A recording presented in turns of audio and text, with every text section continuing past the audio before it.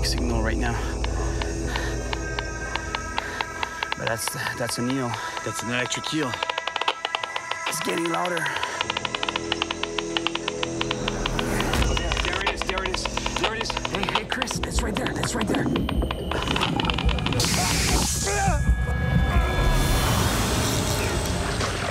My name is Cyril Choquet, and I travel the world chasing monster fish. This time, I'm in the heart of the Amazon forest. Vamos pasar, amigo. This wild region is full of enormous and dangerous beasts. There are also stories of snake-like monsters that haunt the jungle rivers. Some of them are only legends, but it seems others are very real. I'm here on a mission to help a team of scientists understand this mysterious creature. And for that, I have to find a predator with a reputation for being a ruthless killer. Electrophorus electricus, the electric eel. A fish capable of delivering an extremely violent electric shock. I've seen videos of people getting electrocuted by this beast, and caimans paralyzed with pain, trying to bite one. And to face this electrifying creature, I need to know what I'm getting into. Atenção, show!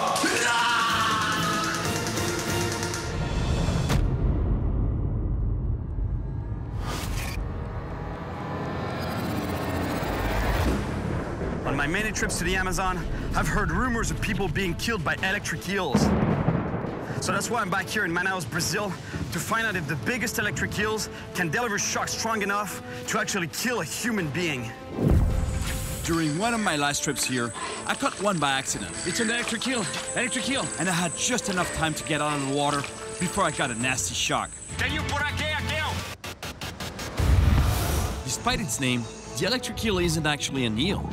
In fact, it's closer to a catfish than an eel. What's incredible about this creature is that 90% of its mass is composed of electrical cells, called electrocytes. It's as if millions of batteries were connected to a flashlight to multiply its intensity. The more batteries there are, the more powerful the brightness. The theory is that the bigger the eel, the more damage its shock can do, sometimes even causing death. Manaus is situated where the Rio Negro and Amazon rivers meet. With more than 2 million people, it is the most populous city in the Amazon rainforest. I'm curious what the locals know about the poraque, the Portuguese word for electric eel.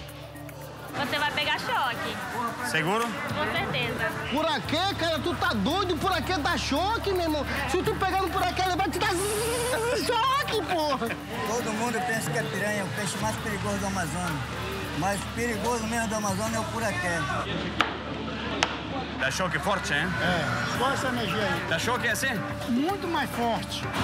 Tem uns pequenos também que mata gado. Mata gado? É. Que dá o choque e mata louco. Matador. Pensa que mata a gente. Mata a gente. One of the guys says they're worse than piranhas. The other one was like, it's like sticking your fingers in an outlet. Or, you know, I'm gonna get zapped. Or worse. Sounds like fun. Tomorrow, I have a meeting with some electric eel specialists. But before I meet with them, I want to explore a small lake just outside of town, where it's said there are electric eels. I quickly find myself deep in the jungle. The vegetation is getting very dense, and the roads are pretty rough. They don't call it the rainforest for nothing. Violent thunderstorms can come out of nowhere, and are gone just as fast.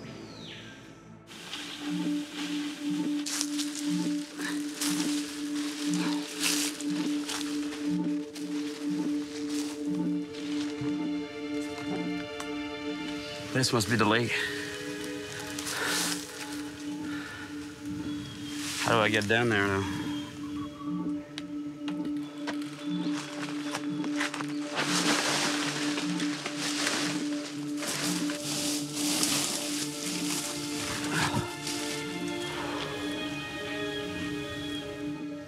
This is nice. This looks like a perfect environment for electric eels. Still water, almost stagnant. Looks good. I'm gonna give it a shot. I've never fished for electric eels before, but in terms of fishing gear, I'm not taking any chances. I'm going with a heavy rod, because in the Amazon, you never know what you're gonna get into.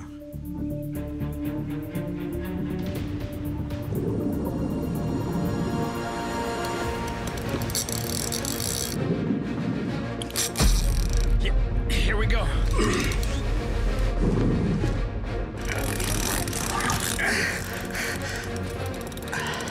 This can't be an electric eel.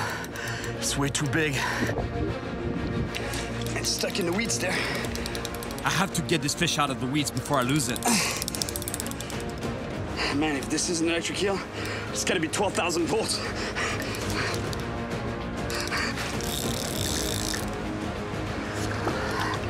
Oh, it's an arapaima. Oh, I can have my feet in the water. It's not an eel, but it's a nice arapaima. Now, I gotta land this fish.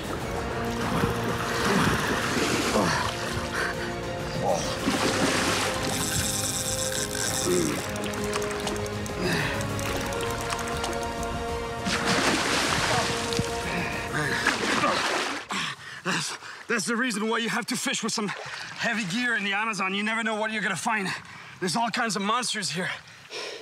Man, it's a beautiful arapaima, or pirarucu, in indigenous language. And what pirarucu means is literally red fish. It comes from the fact that they have red scales like this. Because pira means fish, and urucu means red. And those scales, they can actually resist piranha attacks. They're so strong, it's like an armor that they have on their body. And what those fish have in common with the electric eel is that it can breathe air. Look, that's what he's doing right now. It's actually breathing air. It's not what I was expecting, but that's a nice catch.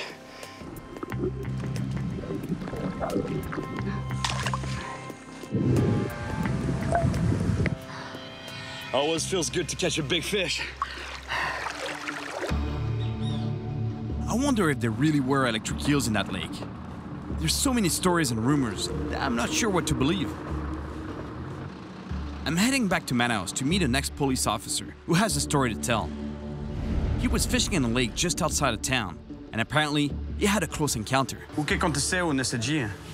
Nesse dia eu com meu pai saímos para pescar, né?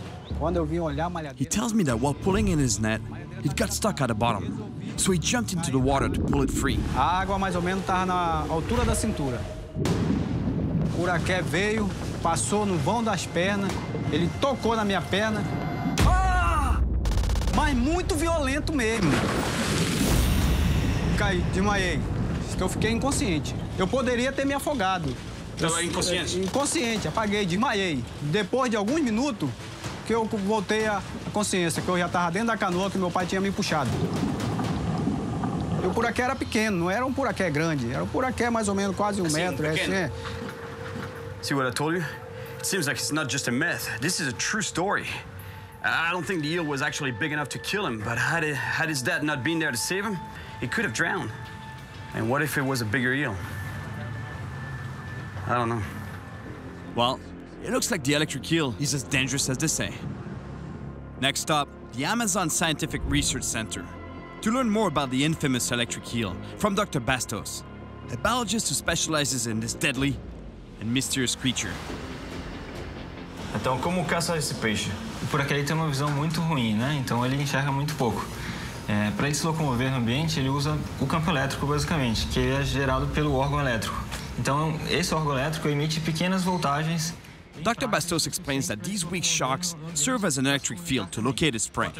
But their voltage is so low, we can't feel them. Mas se pode escutar. To hear them, he uses a rod with a positive and a negative pole that pick up the current from the discharges, which we can hear through the amplifier.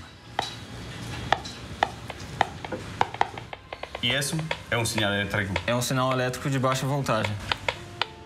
Quando ele quer atacar ou se defender, ele usa uma descarga de alta voltagem, muito forte, o suficiente para ou paralisar uma presa, para ele comer, ou para afugentar uma ameaça. And whenever the amplifier distorts, that's a shock. That's a high voltage discharge. Right now, that's it. That's exactly what it is. Quantos volts? Eles chegam até 600, tem gente que registrou até 800 volts. Uau. E você acha que ele pode matar alguém? Se puraquê, quanto maior ele é, Maior, em teoria, pode ser a descarga, que ele tem mais órgãos elétricos. The danger this shock poses for humans is the risk of a heart attack, paralysis, and drowning. A sua missão é capturar um peixe grande e tirar uma amostra de músculo, de tecido, para estudos genéticos e medir a descarga dele.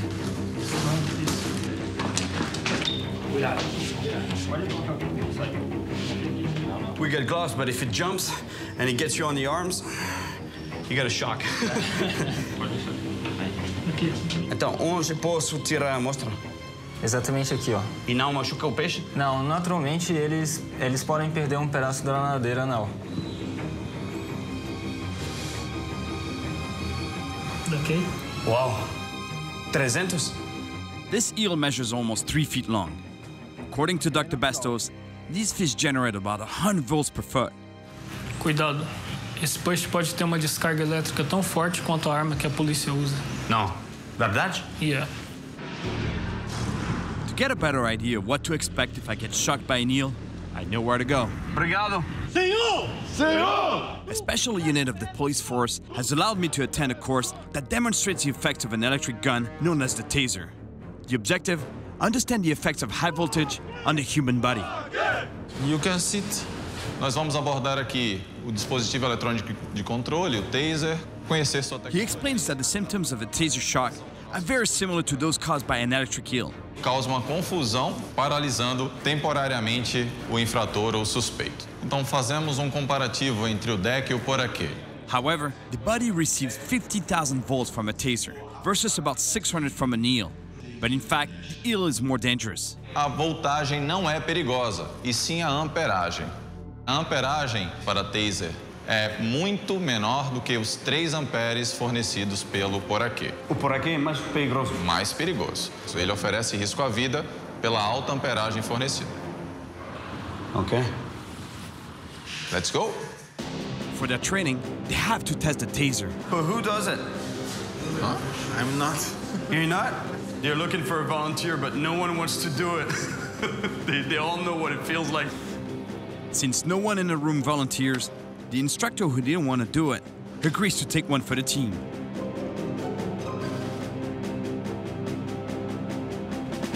Atenção! Show!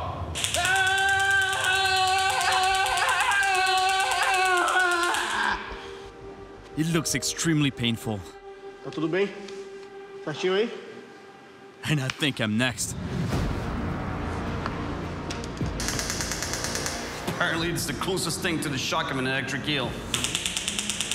I'm taking this training to understand the effects of an electric shock, and I don't think I really have a choice. Ready? Yes. Let's go. All right. Here? Yeah. Stay relaxed, because you will feel more pain. More pain if you're tense? Yeah? It's hard to be relaxed right now. Yeah. E por que temos doctor aqui? To minimize the risks. Ok.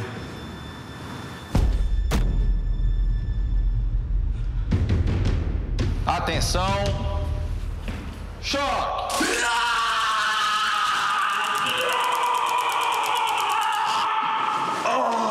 Relax.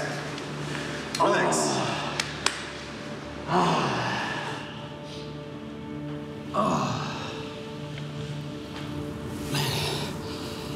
It's horrible. Now I know why you guys didn't want to do it. I'm seeing stars. Is it normal? It's normal. Yeah, stars? Yes. Yeah. Relax. Relax. Okay? Relax. Are you feeling good? Yeah, I'm okay. I'm okay. I've always believed that whatever doesn't kill you is gonna make you stronger, but I don't know how this is gonna make me stronger, I'm telling you. Ok? Yeah. Okay. Yeah. Normal? Okay. Man, the pain. This was so strong. And they say the shock of an electric eel is even worse. And it can actually kill you. You gotta be really careful out there.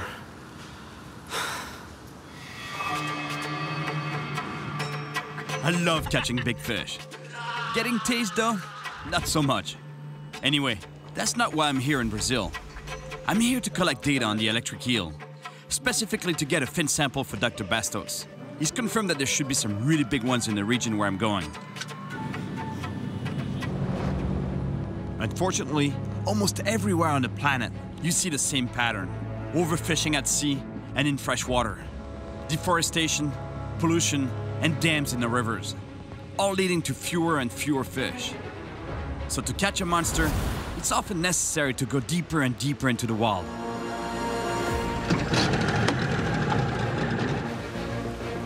Whenever I come to the Amazon, I always trust the locals because they know their land better than anyone. My indigenous guide is called Inyoke, and I've fished with him before. He knows these waters and the predators that swim in them very well. And he says we should be safe from sharks, even in a metal boat. The eel is a predator. It eats fish, so we gotta get some bait first. We're picking some small fruit like this to catch the bait, to catch some eels.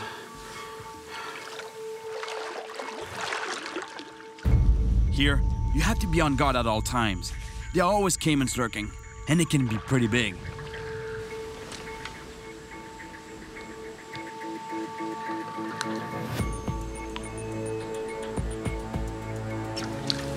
Yes! That's what we need. Oh, no!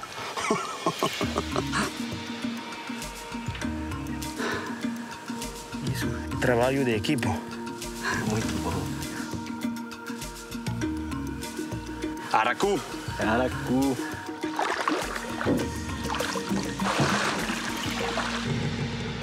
Eels don't usually like the current, so Inyoke takes me to a slow-moving pool. Aqui é bom? Por aqui é que tem muito grande, por aqui grande. Sim? Sim. Nesse poço? Essa poça aqui. Okay. Apparently there's some really big eels here. He said he's seen giant ones in this pool before. But the thing here, when you have a bait on the bottom, you never know what you're gonna get. There's so many different species of fish and big fish.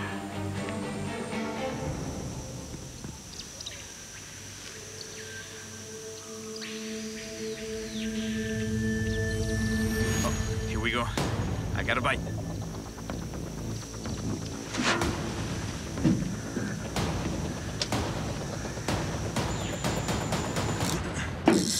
Fish on.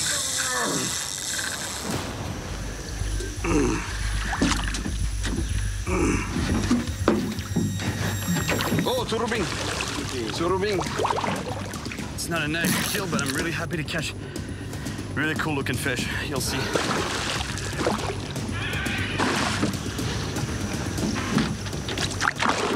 Oh, no kid. Surubim. Tiger shovel-nosed catfish. Beautiful. Look at the patterns on this fish. Perfect camouflage. Really nice. It's not what we were looking for, but man, that's a really cool looking fish.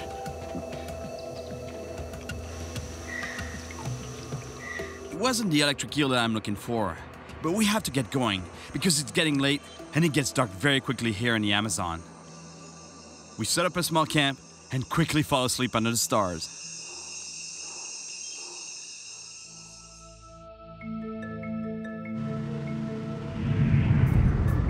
Today's goal, getting to a smaller river with less current, where the eels should be more concentrated, and in theory, easier to find. The deeper we go in the jungle, the smaller the river gets. It's a good sign. The largest rodent in the world, capybaras. It sounds like they're having a party in there. Você come capibara? Sim, é muito gostoso esse. I'm glad we don't have a bow and arrow on the boat. Passa aqui, ó.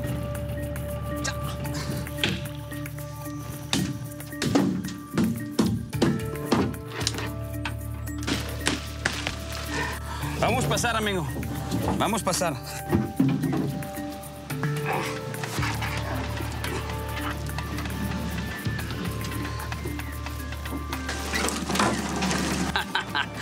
Ya te falei que íbamos a pasar. We made it. Amazon-style adventure. Vamos! Vamos! The calm waters just past these rapids are what we're looking for. But the chances that an eel finds my bait in so much water aren't so good. So I put together an electric eel detector. And the way it works is pretty much the same thing that I saw in the lab. Except I had to work with what I found in the field. That's a piece of wood. But here I ran an electric wire all the way to the end here with a positive and a negative. And here it's linked to this little device here, which is an amplifier. And in theory, when I stick it in the water, it should pick up the signals of the electric eels. And I should hear them in the amplifier here. I hope it works.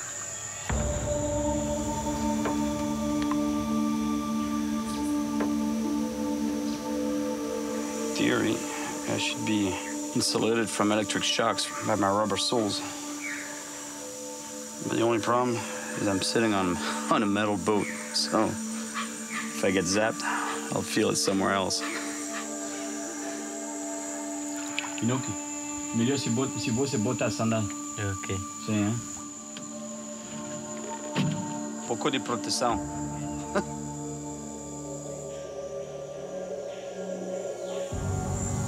There's so much water. It's like looking for a needle in a haystack.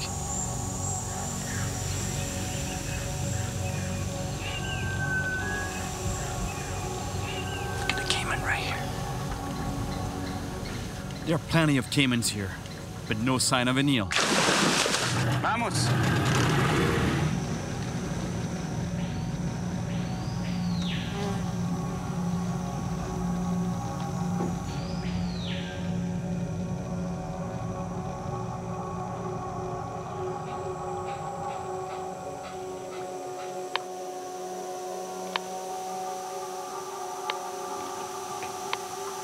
Getting a very faint signal. That's an eel. I'll give it a shot here. Aqui tem muito por aqui? Sim, tem muito. Quando tá seco, mais esse pulso, tem muito. He says that he's seen a lot of eels congregating in his pool when the water level is low. But the thing is that the water level is kind of high right now, so they should be here, but they're just more scattered. So I'll just fish blind and see what happens. Not sure that the eels are hungry, but I think Inoki is. He looks like he's not fishing for bait anymore. He's fishing for lunch. Wow, muito bom, Paco. Muito bom. Muito gostoso isso. Oh, fish. Fish, fish, fish.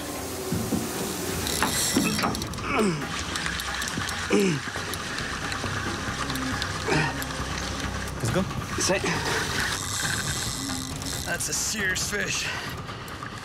For sure, it's not an electric eel. It's just got way too much power.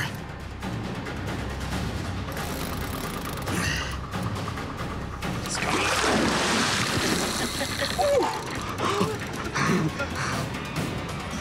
Nice red tail. Oh, pierna rara, bom. Bom pierna rara.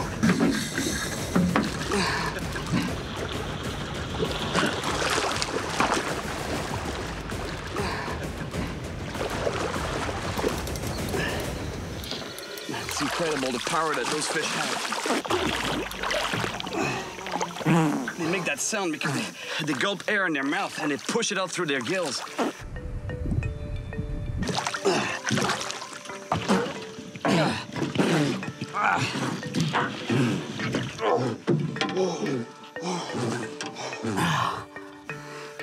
Now, that's a red tail. Pira rara, red tail catfish.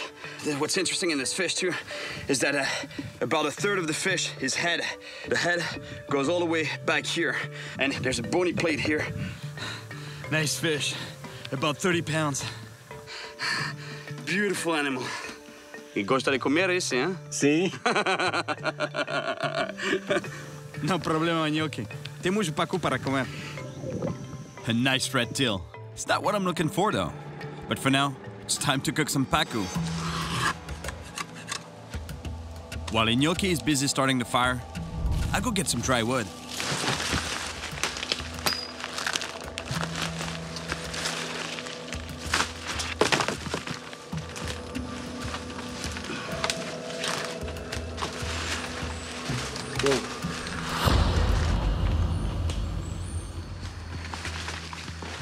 anaconda. Oh, man. That was close. I could have stepped on it and got bitten, because that's exactly what anacondas do. They attack their prey by biting it, and then they coil around it and strangle the life out of them. I don't think this one is big enough to actually strangle me, but it could have bitten me, and a bite here in the middle of the jungle, that could have resulted in a bad infection.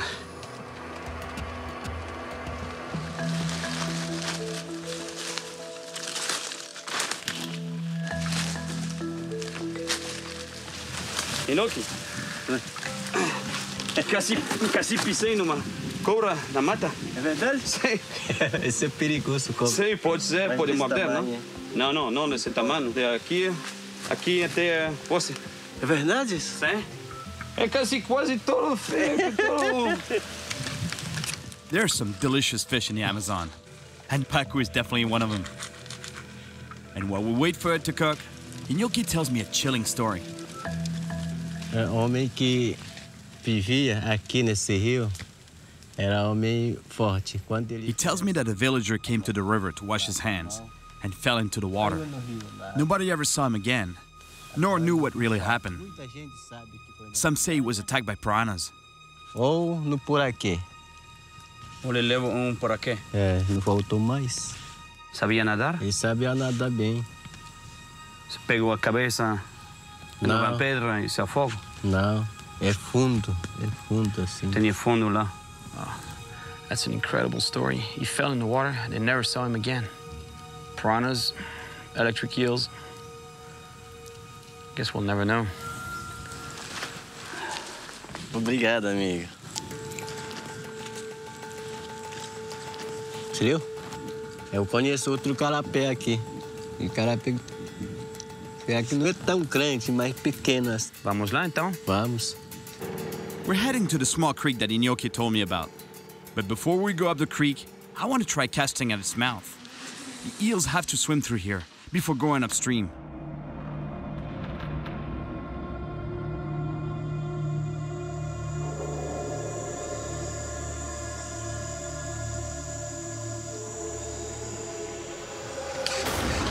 We're on.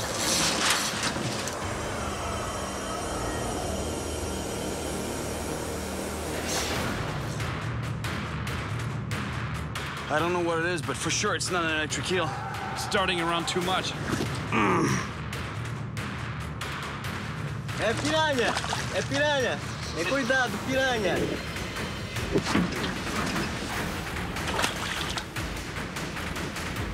Big black piranha.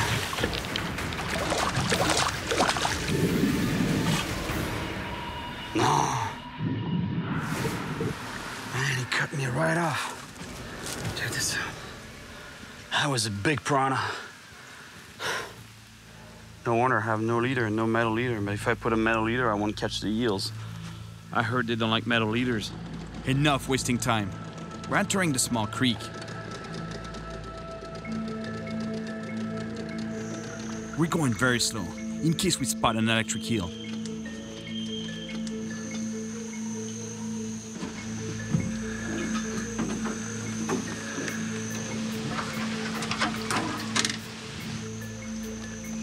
I don't think we'll be able to go much further by boat.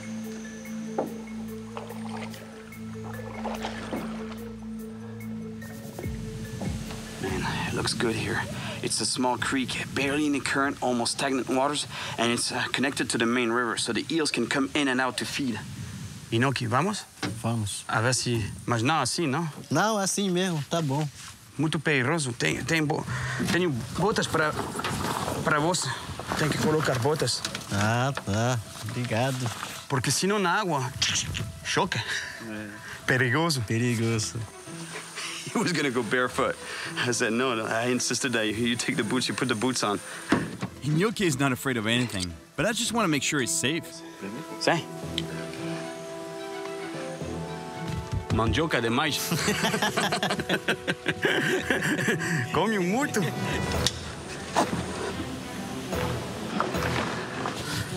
Perfeito. Perfeito, né?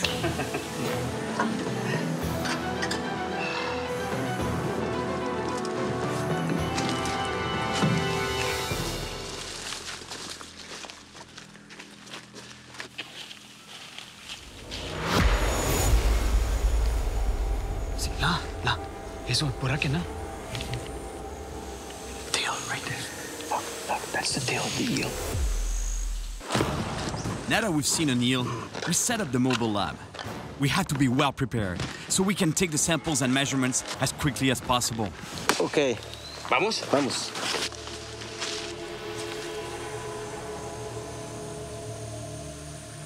Too bad. He was right there. But then, it disappeared. Va por encima. Vamos lá. We move along the bank to try to find a eel.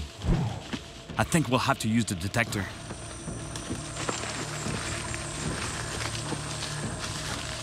Here, the water is even calmer. It seems like a good place to start.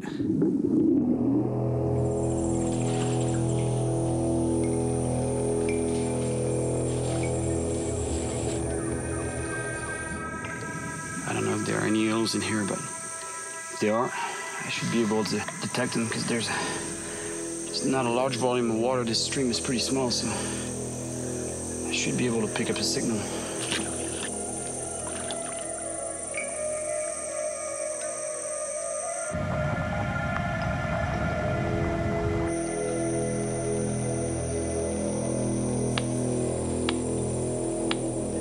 Eso. Sí, por aquí. There's one here. I'm getting a really faint signal, but that's an eel. It's gotta be in those branches there. I don't want to step too deep because I don't want to get shocked. At least here, in a small stream like this, chances of hooking into a monster fish are pretty slim. So that's why I can use a lighter rod. And I also put a monofilament leader on just in case I get zapped. You know, this doesn't conduct electricity. And we're also wearing gloves, so we don't get shocked when we land a fish. Oh.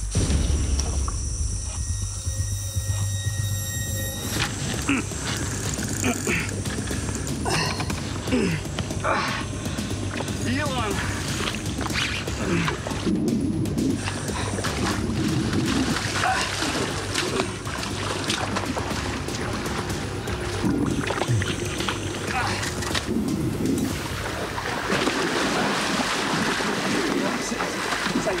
Sai muito da água, sai muito da água. É grande. It's going under a branch there. I hope I'm not gonna lose it.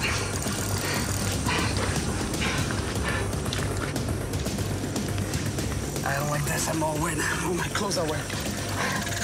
I gotta land this thing.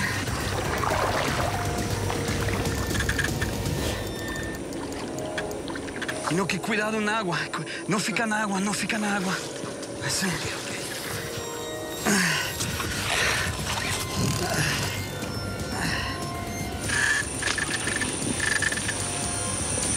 Oh, no! No! I was so close. I had it. It was right there. It went underneath a branch, and it was pulling one way, and the fish was pulling the other way, so there was a lot of friction on the line. And eventually, that's what I was fearing, it broke.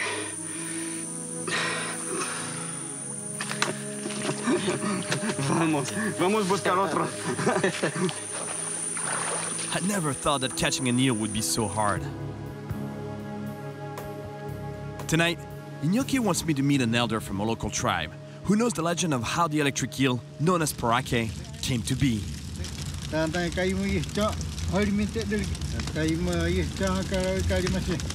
Porake was an Amazon warrior. He wanted to become the greatest fighter in the world. One day, a tribe attacked his village, and Porake defended himself heroically by using lightning. After winning the battle, he dropped a lightning bolt into the river by accident. The bolt then turned into a strange fish that electrocuted everything in its path. After sharing this legend with me, the elder also gave me a tip. Eels swim up tiny creeks to feed at night. So even if it's late, Iñaki offers to return to the creek, where I lost the eel earlier today. There might be others.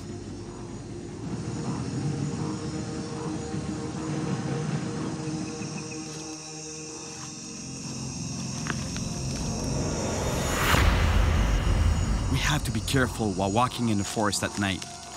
There are many nocturnal animals prowling for their next meal, like snakes, spiders, and even jaguars.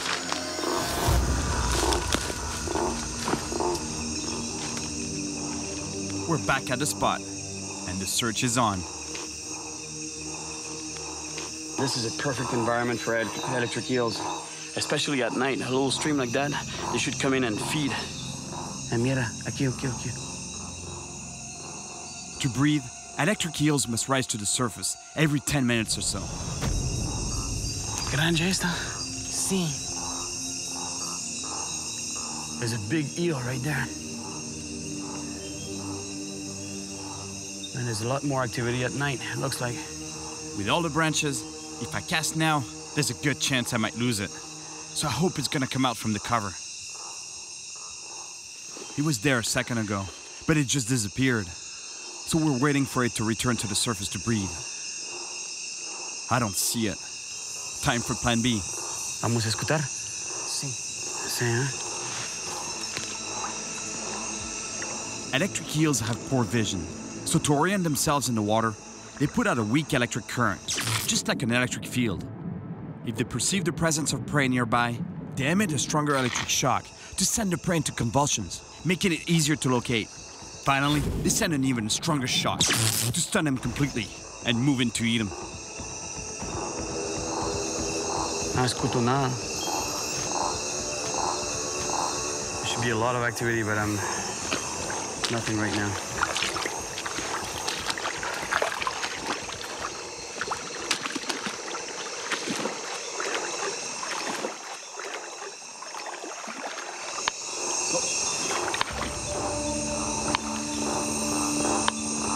Eso por aquí. Sí. I'm getting a very weak signal right now. But that's an eel. It's getting louder. It's gotta be here somewhere.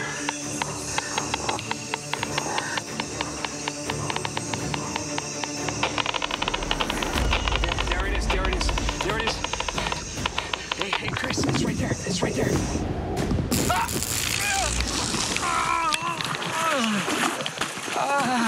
Man, are you all right? Come, help me out, man. All right, Chris.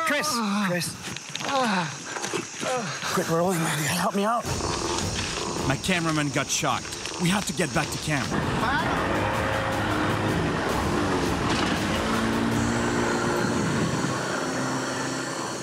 What happened is that in the heat of the action, he must have grabbed the underwater camera that's on a pole, but he forgot to put his gloves on. Put it into the water, and he must have touched the eel and got zapped. You got shocked so bad. Very strong. Shows one thing, though. Those things are pretty powerful. Really dangerous. You're right? Yeah, I'm fine, thank you. Thank you.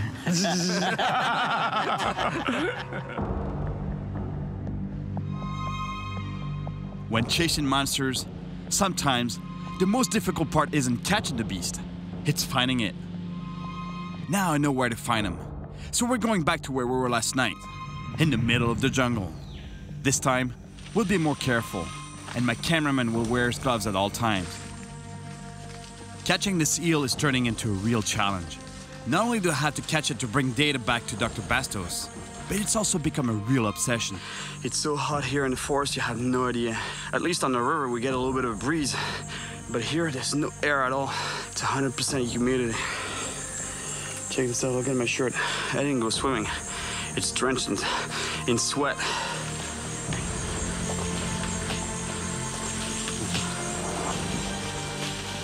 This is exactly where my cameraman got shocked last night. We gotta be careful.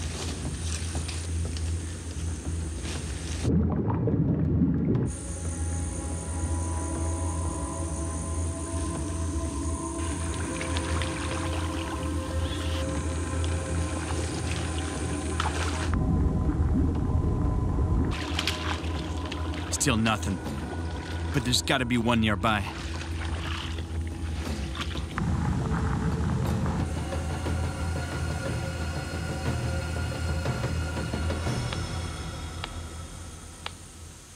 The signal is very weak, but it's an eel for sure. We just have to find it.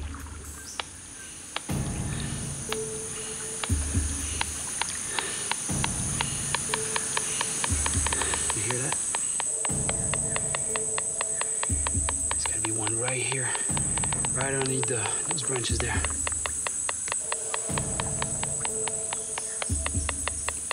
I hope I'm well insulated.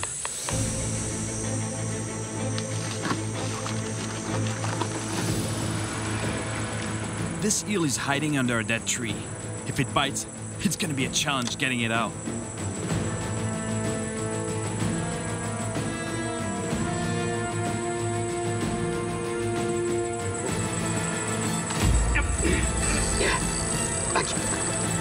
Fish on.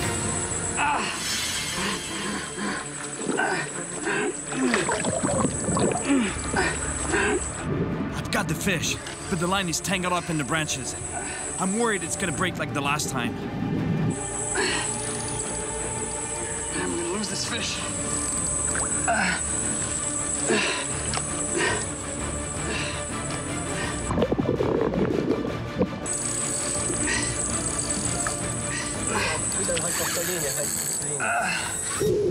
I have to pull hard so that the eel won't get even more tangled in the branches. But there's a lot of friction on the line.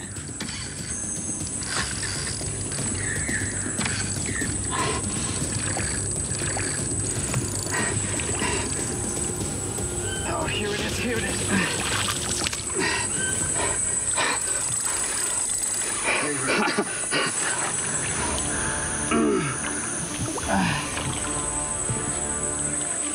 In the net.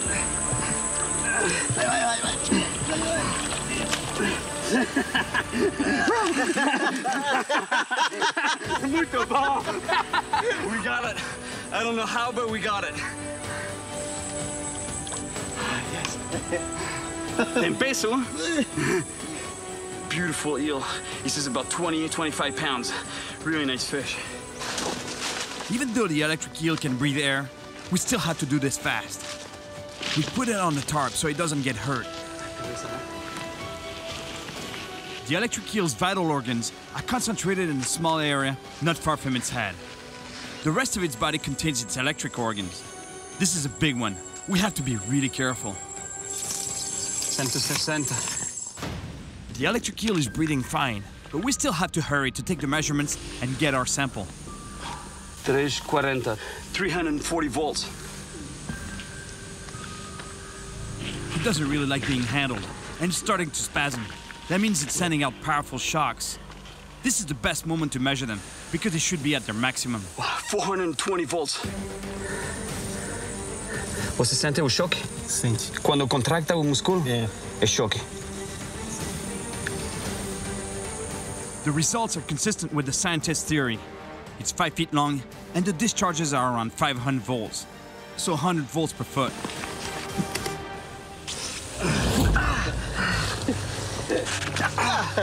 Você see? Dang, full-blown shock it gave me. I could feel it right through the gloves. Because we're sweating so much, the moisture is conducting part of the shock. Imagine without the gloves, he would have knocked me right out. This is not the biggest eel that science has ever seen. But the more data that can be collected, the more it will help biologists understand this mysterious fish. Muito bom. Muito bom. The scientists are going to be really happy with this. We got our research done, so it's time to send this animal back home to its creek. And it looks like it's ready to go. Muito bom, amigo. Muito bom, amigo. Obrigado. Obrigado por tudo. Desculpa do choque. Você.